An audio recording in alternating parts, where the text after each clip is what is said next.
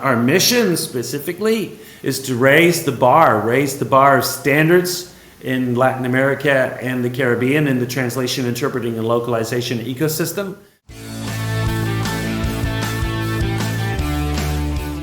Hey, and welcome everyone to Slator Pod today, round 2 with Charles Campbell. So as you know, Charles is the president of TBO, but crucially, he's also a founding board member of Juntos, the Association of Language Services in Latin America and Caribbean. So we'll be talking about Juntos today. And so in previous episodes, recent episodes, we explored Asia and Africa. So now we're going to Latin America and the Caribbean. Hi, Charles. Thanks so much for joining today. Hi, how are you? It's great to be here. Thank you. So where on this planet are you today? Because you're a frequent traveler. I see you, your posts are from different locations all the time. Yeah, I just got home from a whirlwind tour to the United States, to Lope World, then to Mexico, then to Patagonia, and then to Saudi Arabia, and then back to Patagonia. So I've kind of been all over the place. But today I am in Cordoba, Argentina. Cordoba, Argentina. Back from Riyadh. Oh, so you were at the translation conference in Riyadh? Yeah, the International Translation Forum, which is organized by the Ministry of Culture of the Kingdom of Saudi Arabia. That was a pretty amazing event. Yeah, I was there in 2023. So, lasting memories. Very, very, very interesting. All right, so you're back now. So what's happened since our last pod, about 6 months ago, other than us meeting in London at SlatorCon? Gosh, I mean, it's been as I said, I think whirlwind is the term at the moment. It's been a whirlwind year for me personally, for the company where I work, TBO, and of course for the organization of the Vamos Juntos conference in Mexico City in March. I mean, gosh, I don't know where to begin in answering that question, Florian. Okay, let's start with the business. Any new things that happened on the business side, TBO side? We spoke about it last time. Any milestones, new products, new services you guys launched? Yeah, that's a really good question. We actually just had our end of year Christmas party last night, which was hilarious. We gave out prizes to different team members. It's a blast. And I said in a summary to the team when they gave me the microphone for 3 minutes, I said, it had been a very challenging year, and we're ending on a really high note. Which is a good way to end. It's like a movie. The movie has to end well, and we've had a challenging year, I won't deny it, and we're ending on a very high note. Strong revenue, and we've just launched a new business unit 2 months ago called TBO Dev, which will focus on providing talent to the IT industry, in particular developers, and so forth. So we're very excited about that. Very, very optimistic for next year. I know there's kind of a strange mood around in some corners, but I feel like the year in general is ending on a high note. I mean, we have a political definition in the United States. You can love it or hate it. It doesn't matter. It's done, but at least it's a definition. We're going to move forward. And I think the industry is finally getting over the notion that AI can do everything, which I think is important for LSPs. Certainly, it's been one of those challenging years, but really, the mood at TBO is that we're ending on a really high note, so I'm really happy about that. Yeah, I was just at NTIF in Malmö, and I mean, similar, I think 2023 was super, super tough. Then things started picking up a little bit, and I think now, a number of LSPs are ending the year relatively strong. Still, challenging environment, but probably somewhat stabilized from where it was a year ago. All right, let's talk about Juntos. So Juntos, the conference, the organization, what kind of inspired the creation of it? Like, what were some of the things that you had to go through, some of the challenges in setting it up? Who's in the lead other than you? Tell us more. Well, I'm just thinking, gosh, I wish I could have attended NTIF in Malmö, but unfortunately I was on the other side of the planet. Makes it tough. Can't be in two places at once. Juntos. So just before the pandemic, I reached out to a lot of LSPs translation, interpreting, localization, and language instruction companies in Latin America and the Caribbean.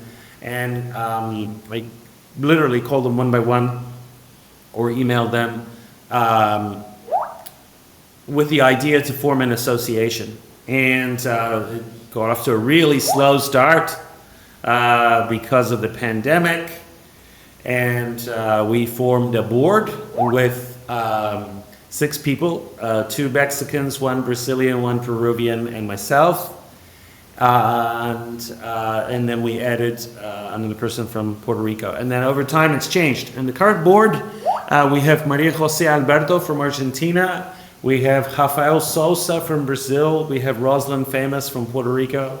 We have David Mego from Peru. And we have Saul Villegas from Mexico. So it's an amazing board, really, really hardworking people from different parts of a very vast region with different views and different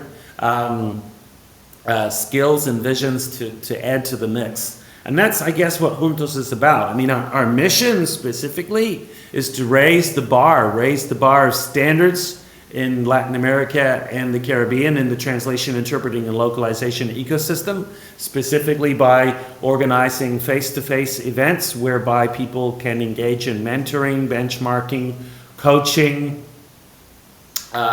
learning, and all the ings, so to speak. We also encourage the adoption of quality norms, which in some countries is very advanced in Latin America, and the Caribbean and other countries is not so advanced. And we also are encouraging the creation of national associations, as you have in Europe and pretty much every country. So lots of things to do at Juntos, but it's a very vast region. You just can't jump on a train, like Brussels to Paris.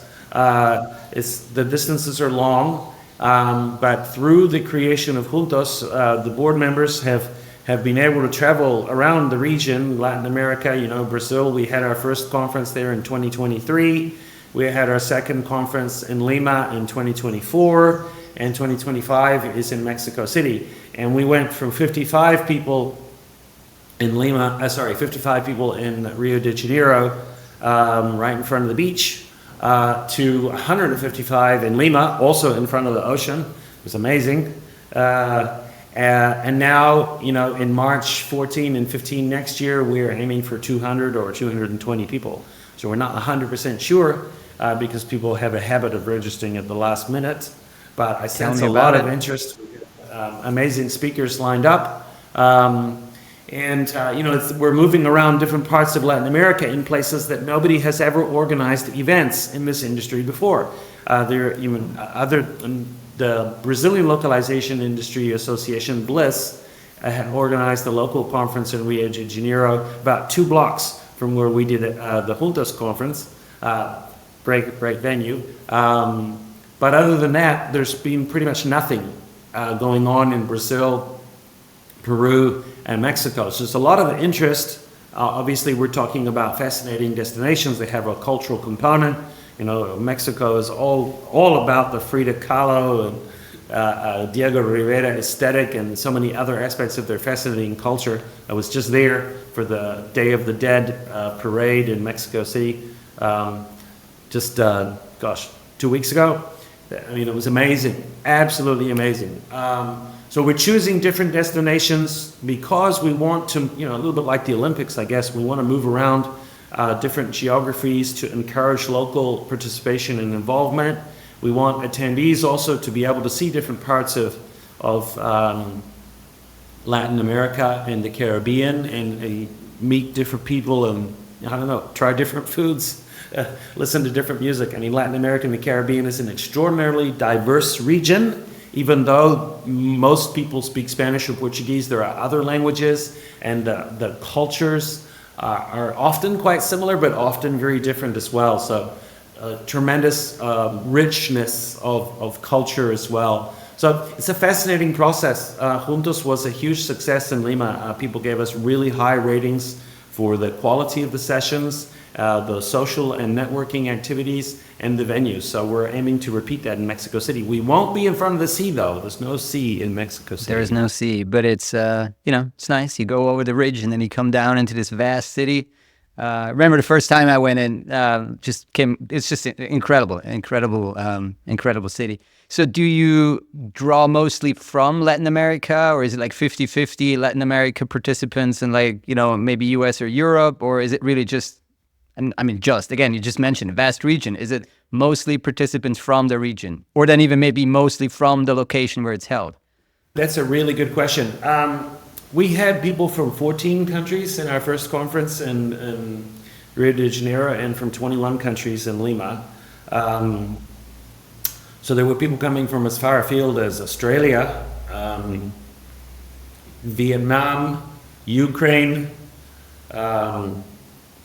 obviously all over Latin America and the Caribbean, the United States, Canada, and Western Europe. Eastern Europe too, sorry, Europe in general. So I don't think we had anyone attend from South Asia or Africa. So that's a new frontier that we have to reach out to perhaps better. We strongly encourage local attendees. We want as much local involvement and participation as possible.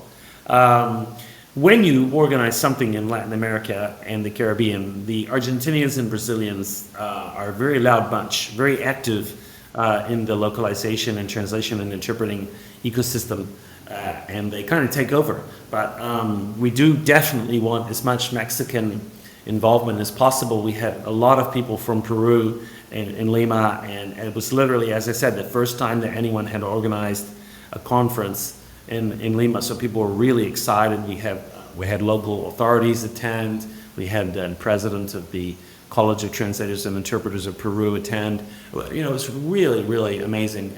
And the funny thing is, a lot of people have been in this business a long time. I've been in this business 19 years. TBO was founded in 2005.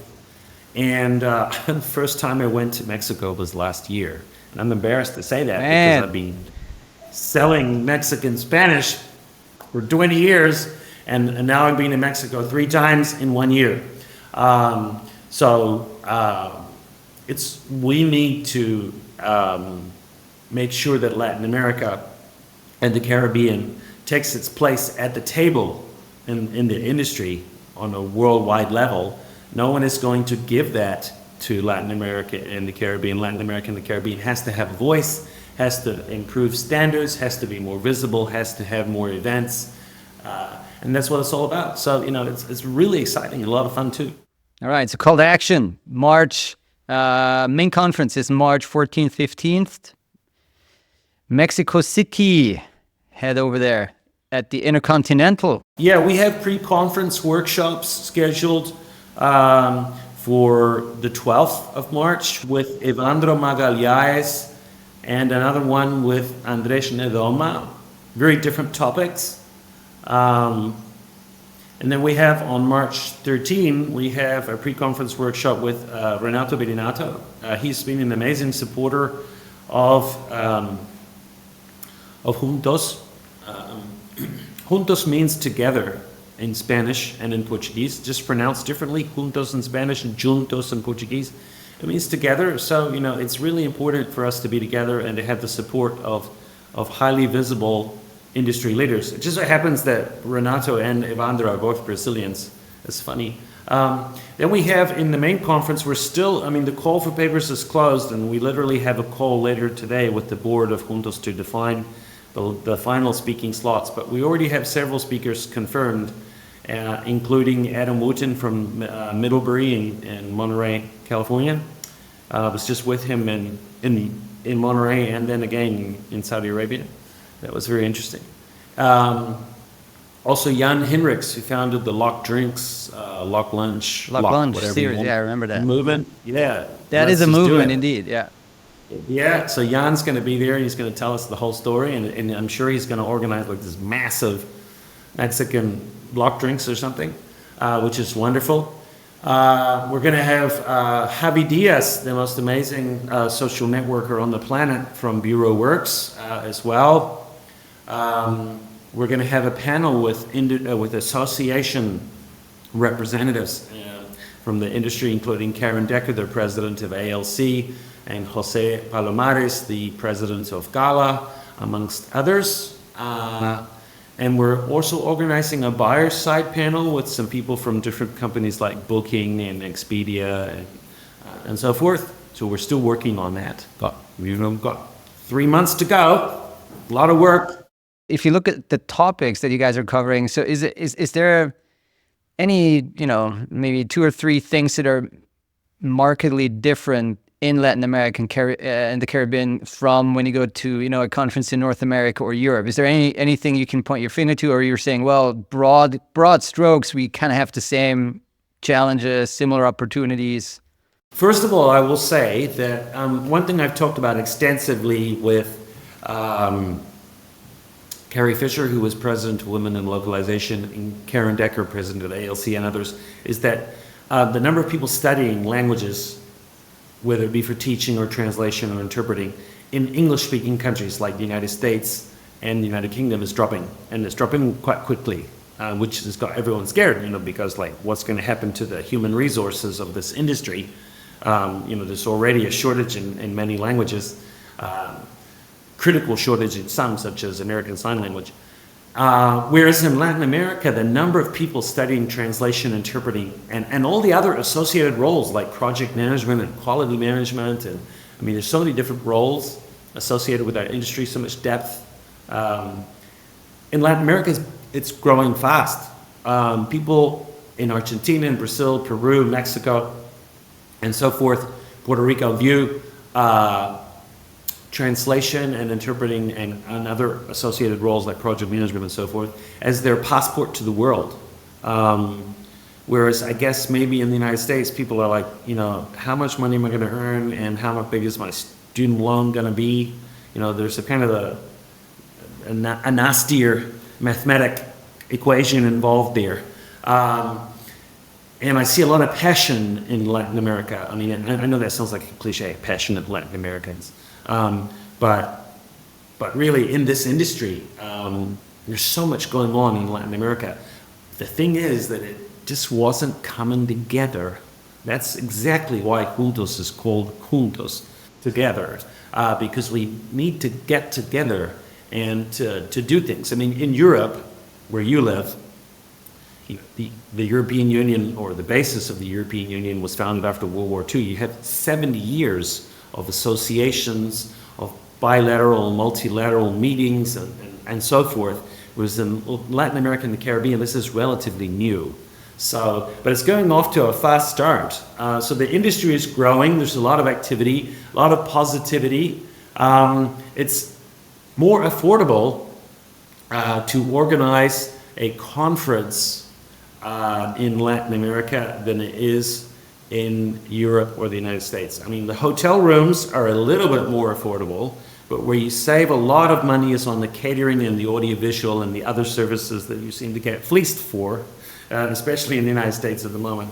The hotel that we have organized in Mexico City is the hotel where, Donald Trump and the whole gambit, even Fidel Castro stayed at that hotel. It's an amazing hotel. Intercontinental, El Presidente in the Polanco neighborhood. It's beautiful cobblestone streets and street markets and amazing restaurants, very safe. It's like $225 a night, and it's luxurious. There's a forest behind the hotel. There's just so much to do. It's just an amazing location. So I think Latin America and the Caribbean has like an added value for attendees, and that you can kind of make a holiday out of it. I don't mean to knock destinations in the United States and in Western Europe, but there are places where there's been like 10 times they've had a conference in the same city. Barcelona, Dublin. Gosh, nothing new for me to see there. So a lot of people are making a vacation out of it. Another thing is that we are expecting more attendees from outside of Latin America and the Caribbean this year, because Mexico is very easy to get to. It is a shorter flight than Lima. Lima is very exotic. An amazing location. A whole bunch of people went from Lima and did the Machu Picchu ruins. I'm definitely not knocking Lima. I'm just saying that Mexico is closer. And the funny thing about Mexico City is that everybody knows where Mexico City is. Everybody's heard of Mexico City, but not everyone's been there. I mean, it's like, people when they go to Mexico, go to the beach, and Mexico City is kind of something forgotten, and the amount of cultural activities that are available in terms of art museums, art galleries, the foodie scene. I mean, gosh, it just blows your mind. Let's fly 5,000 miles further south to Argentina, where you are. I want to know the impact of the new president, Milei. Any impact on the language industry? Not at all. I mean, we're hearing, a lot of things, like obviously liberalizing everything and, abolishing all these government departments. Like, is there any practical impact on the language industry in Argentina from Milei being the president now? Gosh, well, the hornet's nest. We can move on. We can move on and talk AI. No, it's a very good question, and people are curious about Milei. He is. Everyone's curious about Milei. He's been on the Milei. job for 1 year, right? He won by 14%, so it's a landslide victory. He is an economist, a very liberal, orthodox economist, very focused on the economy. So this is very different from political leaders in other countries. I mean, there's some indications that the incoming president of the United States will be very focused on the economy and business in a way that perhaps other presidents haven't been, or even he wasn't in his first term. But generally speaking, politicians come in with a platform or different things they want to do. Milei wants to focus almost exclusively on the economy. So if you're interested in other things, you're not going to get it out of Milei. He's really focused on inflation, deficit, liberalization, opening the economy up. And I think that's probably what Argentina needs. I think that the other candidates that Milei slammed in the election probably would have moved in a similar direction. So what this means for the language industry is that the country is, first of all, inflation is coming down really fast. They've really worked, as I said, a sniper rifle focus on inflation and the deficit to the detriment of other things, healthcare, for example, but I won't go there. And that is gradually making the kind of reducing the boiling pot that was inflation in Argentina. Nevertheless, their currency controls are still in place. Oh, really? Okay. So Argentinians can't freely buy US dollars or other foreign currency yet, but the government is freeing things up gradually. So I think that over the next 12 months, there's going to be significant progress in that regard. And, we'll just have to watch this space. The proof is in the pudding, as they say in the United Kingdom. If the cake rises, he will be phenomenally successful. But if he cannot hold it together politically, he will be a one-term president. And probably he will be a one-term president who did a lot. I mean, he is really determined, which is very interesting. I mean, this is a guy who's not a politician, and he believes that so-called interest groups have captured the government, taken it over, increased its size enormously. And in the case of Argentina, I think, that's a reasonable understanding of the situation. So I don't know what's going to happen. I think it's, I wouldn't say that language companies are wholeheartedly happy with the situation. There are benefits in terms of the gradual normalization of the economy and so forth, but Argentina has a long way to go in terms of becoming a normal economy, and you still can't ship a computer to Argentina very easily. Still, things like iPhones and other electronics and computers cost a lot more in Argentina than they do in other countries, and Argentina is still a lot of foreign currency controls. But in terms of inflation and deficit, like the macroeconomics are definitely on the right track. Now, if you want to talk to someone who's concerned about, the healthcare system or Social Security for retirees and a whole bunch of other things, a lot of people are up in arms and very upset. There's a very fast-moving and deep-cutting belt-tightening process involved. So other political leaders around the world are watching this, because obviously politicians want to get reelected. And, if you do a lot of belt tightening, you can often not be reelected. So, we'll see what happens. I'm optimistic for Argentina. I'm very optimistic for TBO as well. I'm optimistic for the people. I know that the companies in Juntos have a very positive outlook, and we're all reinventing ourselves with AI and other things, and you got to adapt, you got to change fast. In Argentina, I think people have felt like it's been a bit of a double whammy. There was lack of definition in the United States and the political situation, which is now being resolved, so to speak. We have major wars in Ukraine, where I was earlier this year, and also in Israel and neighboring territories. A lot of other wars on the planet that no one is talking about, So, there's a lot going on. I'm going to Ethiopia in February, and a lot of people have been asking me, like, what's with this? You're going to Ukraine, Saudi Arabia, Ethiopia. Are you on purpose going to places that are dangerous? And I said, I'm not going into the dangerous part of Ethiopia, but anyway, there's a lot going on our planet other than, what you see on CNN in the United States. So Argentina, watch this space. Watch the space. Yeah, I was just expecting that maybe the foreign exchange controls were lifted, and that would have probably lifted one of the major headaches. If I was an LSP dealing with, freelancers and suppliers and clients all across the world, I mean, having these foreign exchange controls must be like a major, major pain. What I'll tell you is that political leaders say, I'm going to do it. Let's just fix it, And it's like, oh yeah, in 48 hours. And then they get in there and find out that it's actually a lot more difficult. And that's what's happening in Argentina. I personally thought Milei was going to move faster on the foreign exchange controls. Yeah, that's what I was expecting. But he's obviously found that the matter is deeply intertwined or something. It's not easy to drain the swamp.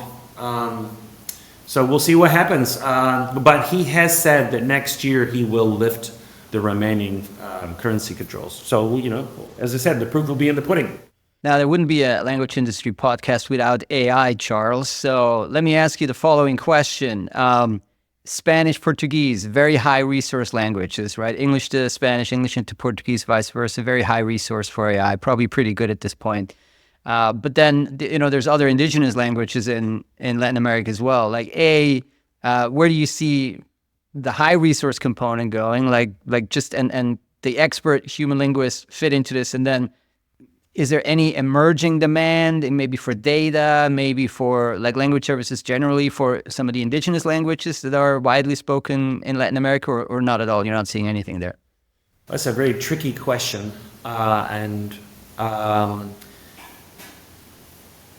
Demand for indigenous languages is definitely growing. There's no doubt about it. One of the reasons why demand for indigenous languages is growing is because of the number of immigrants that have moved to the United States.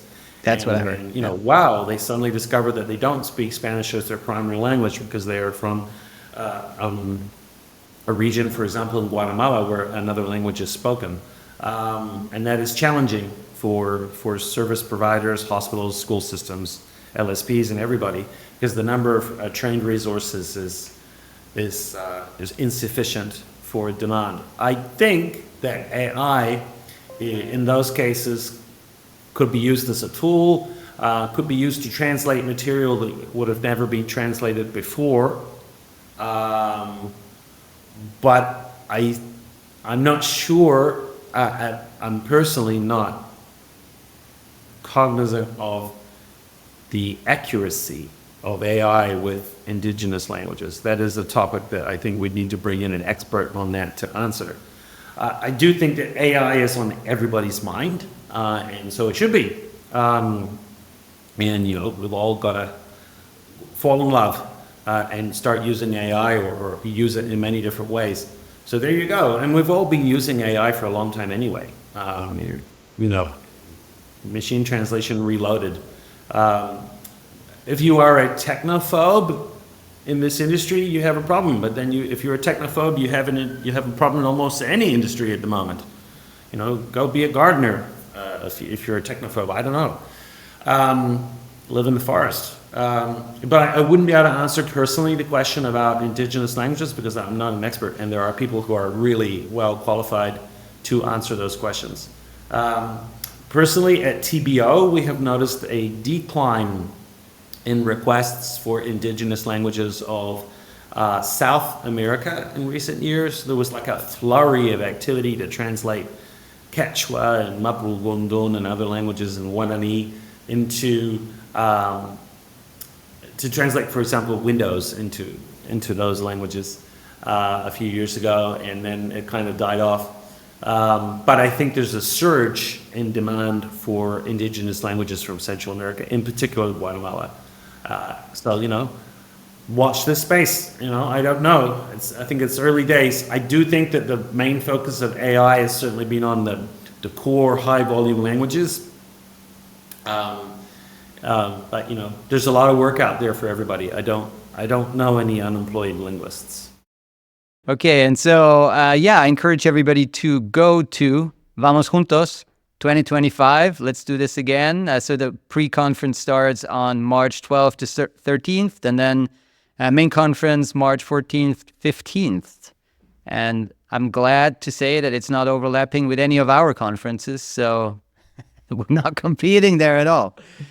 Very we did cool. A lot of hard work choosing the dates, Florian. I mean, it was really hard, you know, Gala, Easter, all these different things, spring break. Get a lot of Americans whining that it's spring break. You know, well, take your spring break in Mexico City. Yeah, instead of Yucatan, you know, like you can just go to Mexico City. Why not? Yeah. Why not? It's an amazing destination. A lot of people have told me that they're going to go to Mexico City and then they're going to go to the beach or the jungle or the mountains or something. It's not too far. I mean, you just drive down to the Pacific. It's like 6 hours or something to go to, you know, Acapulco, Puerto Escondido, one of these there places. are a million flights in and out of Mexico. There are many, many, many options. It's a very, very well-connected place. And it's also very safe. I mean, there's this really strange idea that Mexico City is a highly dangerous place. You know, people saw some movie with Denzel Washington like from 20 years ago. And you know, that's just not the case. We're in a really nice neighborhood. It is very safe, probably safer than many cities in the U.S. You know, it's just beautiful. It's full of restaurants and parks. And as I said, cobblestone streets. It's very quaint. You know, we're not organizing the conference in, I don't know, Tijuana or something. All right. Well, thanks for joining today, Charles, and see you at a conference before, after, or at Vamos Juntos. Take care.